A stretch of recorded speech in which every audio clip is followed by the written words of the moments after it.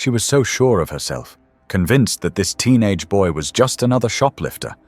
But when he called his mom and she walked in, the manager's entire world flipped upside down.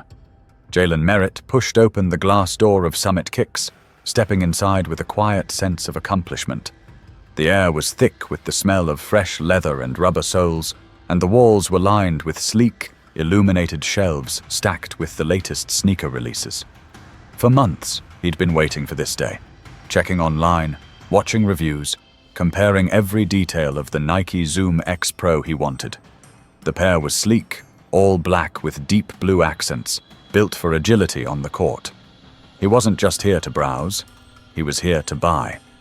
The store wasn't crowded, just a few customers milling about, but one set of eyes was on him from the moment he walked in. Meredith Langley, the store manager, stood behind the counter, stiff-backed, watching Jalen like he had already done something wrong. She wasn't obvious about it, not yet, but she had worked in retail long enough to spot trouble when it walked through the door. And to her, Jalen fit the description. 16, tall, lean, dark-skinned, hoodie, hands in his pockets. She'd seen the videos. Groups of teenagers stuffing sneakers under their sweatshirts and dashing for the exit. She wasn't about to let it happen on her watch. Jalen, oblivious to her scrutiny, moved through the store, running his fingers lightly over a row of pristine high tops. He stopped at the display featuring the Nike Zoom X Pro, his sneakers. The price tag gleamed under the LED lights, $230. It was a lot, but he had earned it. Cutting grass, running errands, even washing cars on weekends. Every dollar was his. Meredith took a slow step forward. She was subtle, moving along the aisles as if straightening boxes, but her gaze never left him. Jalen crouched down, picking up the sneaker, turning it over in his hands, studying the sole. The grip pattern looked perfect. He imagined himself on the court, his footwork sharp, moving past defenders like they weren't even there. But before he could take the shoe to the register, a sharp voice cut through the air. "Do you need help with something?" Jalen looked up, blinking. The woman, Meredith, stood a few feet away, arms crossed. Her tone wasn't the friendly kind of, "Do you need help?" It was the kind with an unspoken, "Because I don't trust you." He glanced around. There were other customers, but she wasn't talking to them. Just him. Jalen straightened, keeping his expression neutral. "I'm good." She didn't move. "You sure?" There was a pause, a shift in the air. He felt it now, the weight of her suspicion pressing down. Still, he refused to react. He had nothing to prove. He took the sneaker, walked calmly toward the checkout counter, and placed it down. A young cashier, maybe in her early 20s, gave him a polite nod. "Nice pick. Want to try them on?" Jalen smiled a little. "Yeah, that'd be great." The cashier grabbed a box and turned to get his size. But before she could take 2 steps, Meredith cut in. "Hold on." Jalen looked up. The cashier froze. Meredith moved in closer, her lips pressing into a thin line. "I need you to empty your pockets." The store went silent. Jalen's hands, which had been resting on the counter, curled slightly. He let out a slow breath through his nose. "Excuse me." Meredith didn't flinch. "You heard me. Empty your pockets." A couple of customers turned their heads. Someone shifted uncomfortably near the back wall. The cashier's face paled, but she said nothing. Jalen felt the heat rise in his chest. He was used to this kind of thing. Not often, but enough to recognize the signs. And this time, he wasn't going to let it slide. But Meredith wasn't backing down either. She was convinced she had him right where she wanted. Jalen stood there, his pulse steady, but his patience wearing thin. He looked at Meredith, then at the growing number of eyes on him. "You think I stole something?" His voice wasn't loud, but it carried. Meredith didn't hesitate. "I just need to make sure. Store policy." Jalen let out a quiet, disbelieving laugh. "Store policy?" He glanced at the cashier. "You ask everybody to empty their pockets?"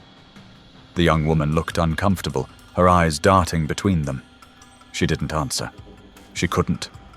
A man near the racks shuffled his feet. A woman near the window whispered to her friend. The weight of their silence pressed against Jalen, thick and suffocating. Meredith squared her shoulders. If you haven't taken anything, it won't be a problem. Jalen clenched his jaw. His hands stayed at his sides. He wasn't playing into this. Not here. Not now. I walked in here to buy shoes, he said slowly. I worked for them. I saved for them. I brought my own money. And you think I'd throw that away to steal? Meredith gave a thin-lipped smile, the kind people use when they're convinced they're in control. Then prove me wrong. Jalen felt a familiar heat in his chest, one he'd learned to push down too many times before. He glanced around again, scanning faces. Some looked away. Others stared openly. No one spoke. He knew exactly what would happen if he reacted the way she wanted him to. If he got angry, if he argued, if he even raised his voice. So he didn't. Instead, he reached into his pocket, slow and deliberate. He pulled out his phone, his wallet, and his house key, placing them on the counter with a soft thud. There. His voice was measured. Happy? Meredith's gaze flicked to the items. There was nothing else. Still, she didn't back down. Turn them inside out.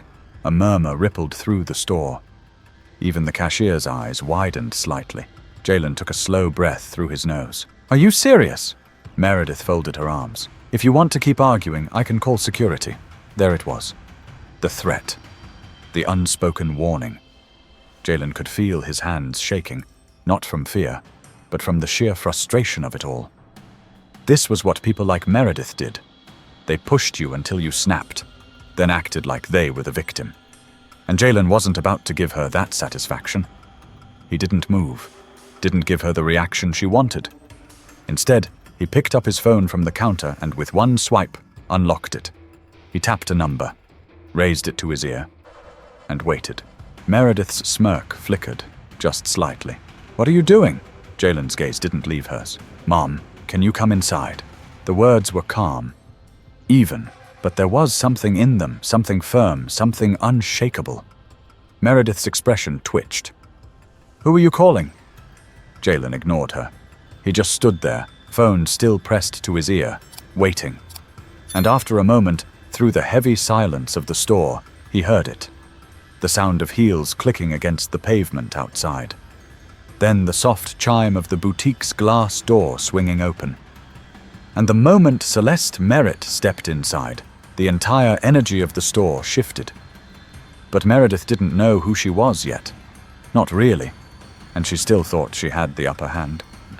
Celeste Merritt stepped inside Summit Kicks, her presence commanding the room before she even spoke. She didn't rush. She didn't have to. Her heels clicked against the polished floor, deliberate and measured. Jalen exhaled slowly. Now things were about to shift. Meredith Langley, still standing with her arms crossed, barely spared Celeste a glance at first. She was too busy watching Jalen, waiting for him to crack.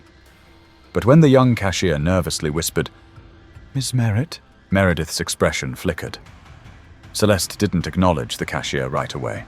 Her gaze swept the store, taking in the scene, the way customers had subtly shifted away, the way her son stood behind the counter, tense but composed, and most of all, the woman who had made herself the center of this confrontation. Meredith finally turned to Celeste, eyeing her tailored navy blazer, silk blouse, and crisp, structured posture. "Can I help you?" Her tone was polite but dismissive, like Celeste was just another customer. Celeste's expression didn't change. "I believe you already have." The weight of those words made Meredith's lips press into a thin line. Jalen took a step closer to his mother. She stopped me, accused me of stealing, told me to empty my pockets. His voice was calm, but beneath it, frustration simmered. And when I did, she asked me to turn them inside out. Celeste's face remained unreadable, but her eyes darkened just slightly. She turned to Meredith. "Is that so?" Meredith straightened, suddenly more aware of the attention on them. "We have a responsibility to prevent theft." He was acting suspiciously.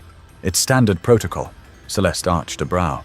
"And what exactly did he do that made you suspicious?" Meredith hesitated, just for a second. "He was lingering around the shelves, checking prices, watching other customers. Jalen let out a short laugh. That's called shopping. A few people murmured in agreement. Meredith's gaze sharpened. I don't have to explain myself to you. Celeste smiled, but there was no warmth in it. Actually, you do. Meredith's jaw tightened. Look, I don't know who you are, but... Celeste cut her off. You don't know who I am? Meredith hesitated again. That second pause was all it took for doubt to creep in. Jalen, arms crossed, let the silence hang for just a beat before delivering the blow. She owns this place. Meredith's eyes flickered. A few employees exchanged glances. The young cashier, still frozen behind the counter, looked like she wished she could disappear. That's impossible, Meredith scoffed, but her voice lacked its earlier confidence. Celeste finally moved, slowly reaching into her purse. She pulled out a leather card holder and flipped it open, revealing an ID with her name and founder and CEO printed in crisp black letters. Meredith stared at it, then at Jalen, then back at Celeste. The realization hit all at once. Celeste Merritt. The same name printed on every Summit Kicks business card. The same woman whose framed portrait hung in the back office. An office Meredith had walked past every single day. The blood drained from Meredith's face. Celeste took a slow step forward. You've worked here for how long? Meredith swallowed. 3 years? Celeste tilted her head. 3 years. And in all that time, you never thought to learn who signs your paychecks. Meredith opened her mouth, then closed it. There was no good answer. Jalen shifted, looking at his mother, waiting. Because now the real moment was coming. But Celeste wasn't done yet, not even close. The store was dead silent. Every pair of eyes flicked between Celeste and Meredith, waiting for what would come next. Meredith's mouth opened slightly, but nothing came out. Jalen could see it now, the cracks in her confidence, the slow realization sinking in. Celeste, on the other hand, was completely in control. She took her time, letting the weight of the moment settle. 3 years, she repeated, her voice smooth, deliberate. And in those 3 years, how many times have you stopped a customer and accused them of stealing? Meredith swallowed, her lips pressing into a thin line. Celeste didn't let her escape. I asked you a question. Meredith finally forced herself to speak. Only when necessary. Celeste nodded slowly, as if considering the answer. And my son? What made him necessary? The air in the store felt heavier. Jalen could see the way some customers shifted, some leaning in closer, others looking away like they didn't want to get involved. But nobody left. Meredith straightened, desperately clinging to what little authority she had left. Like I said, he was acting suspiciously. Celeste tilted her head slightly. How? The question was sharp, cutting through the room like a blade. Meredith hesitated, but only for a second. He was looking around too much. Jalen let out a short laugh. Looking around? In a store? Celeste didn't react. She just kept her gaze locked onto Meredith. Anything else? Meredith shifted her weight. He had his hands in his pockets. Celeste exhaled. A quiet, measured breath. So did the man by the Jordan section. Meredith had nothing to say to that. Celeste let the silence stretch before speaking again. So, just to be clear, you profiled my son, publicly humiliated him, and threatened him with security. All because he was looking at shoes and had his hands in his pockets? Meredith's throat bobbed. She was running out of ground to stand on, and she knew it. Jalen watched as a few customers shifted, exchanging glances. The young cashier behind the counter looked horrified. Meredith finally shook her head. Look, I was just doing my job. Celeste let out a quiet chuckle. One that wasn't amused. Your job? She took another step forward, voice dropping just slightly. Let me tell you what your job is. She turned to the cashier. You. What's your name? The girl stiffened. Tasha. Celeste nodded. Tasha, when a customer walks in, what's your job? Tasha glanced at Meredith, then back at Celeste. To help them. Celeste nodded again, approving. And if they're interested in buying something? Tasha cleared her throat. We make sure they find the right size, answer any questions, and give them a good experience so they come back. Exactly. Celeste's gaze flicked back to Meredith. That's your job. Not to stand there playing security guard based on nothing but your own assumptions.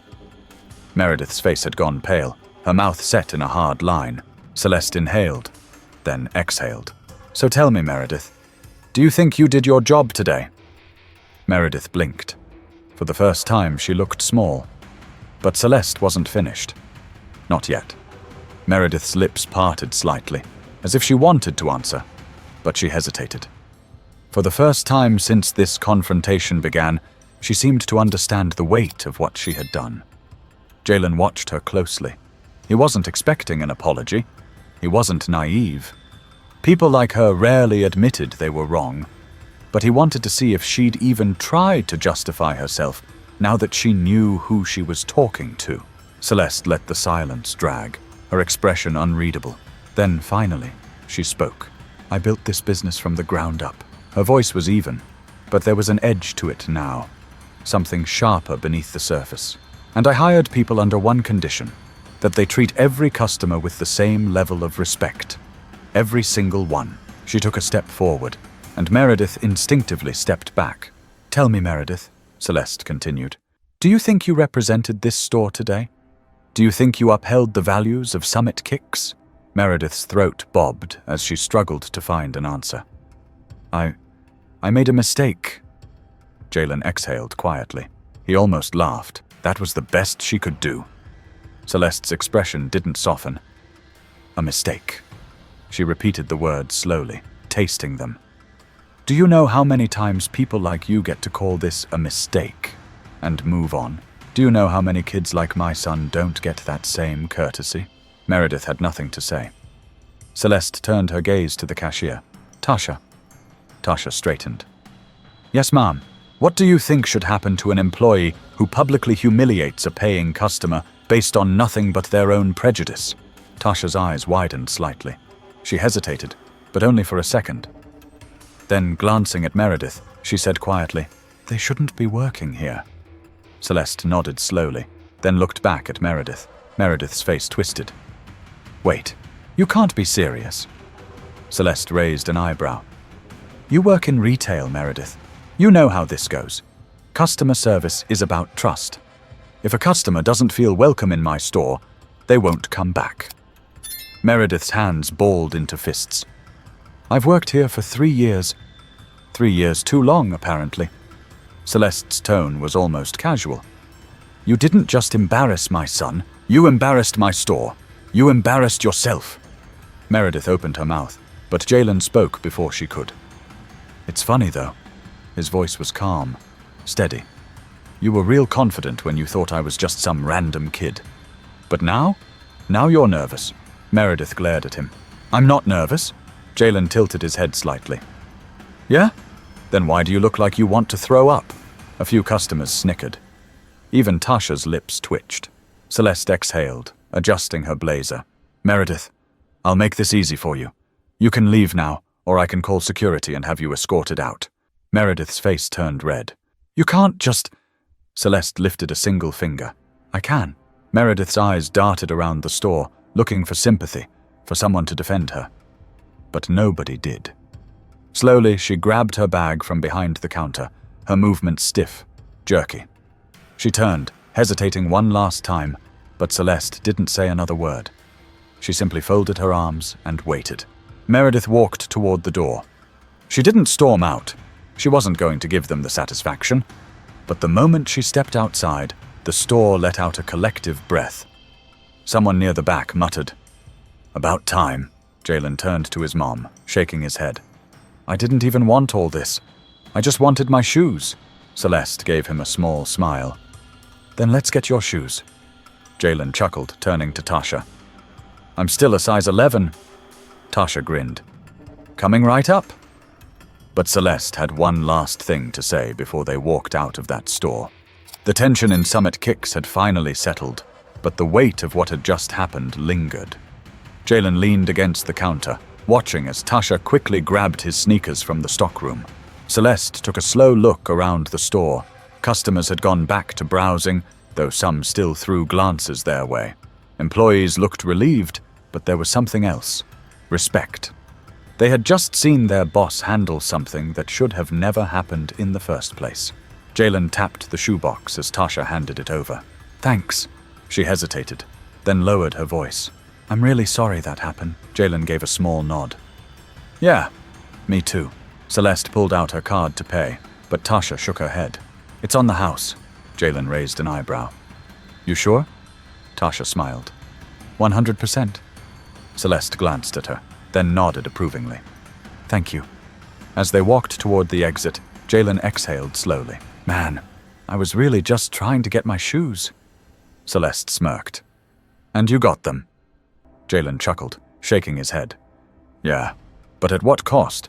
They stepped outside, the bright afternoon sun washing over them. Jalen rolled his shoulders, trying to shake off the last bit of frustration still clinging to him. "You know what's crazy?" he said, glancing at his mother. "If you weren't the owner, this could have ended completely different." Celeste's smile faded slightly. She knew exactly what he meant. "It happens every day." Her voice was quieter now. "To kids just like you. And not all of them get a way out." Jalen stared at the box in his hands, running his fingers along the edges. "So, what now? You gonna change some things?" Celeste's expression hardened. "Oh, absolutely. Starting with hiring managers who actually know how to manage." Jalen huffed a small laugh. "Yeah, Meredith was on a power trip. Like, it was personal." Celeste stopped walking and turned to him, her face thoughtful. "It was never about the shoes, Jalen. It was about control. People like her, they feel the need to put others in their place." Jalen nodded slowly, letting that sink in. Celeste adjusted her bag on her shoulder. "The lesson here isn't just about her getting fired. It's about how easy it was for her to assume the worst about you." Jalen tilted his head. "So what's the fix?" Celeste smiled softly. "Keep proving them wrong. Keep standing your ground. And most importantly," she placed a hand on his shoulder, "know your worth before anyone tries to tell you different." Jalen let out a deep breath, nodding. They reached the car, and before getting in, Jalen looked back at the store one last time. "You think she learned anything from this?" Celeste followed his gaze, then sighed. "Some people learn. Some just get bitter." Jalen smirked. "Well, at least I got my shoes." Celeste laughed. "You sure did." As they drove off, Jalen stretched out in the seat, letting the moment settle. He wasn't mad anymore, just thoughtful. And maybe, just maybe, someone in that store today walked away thinking a little differently. Because sometimes it only takes one moment to make someone see the truth. What do you think? Did Celeste handle it the right way? Ever had a moment like this? Let's talk in the comments. And don't forget, hit that subscribe button for more stories like this one.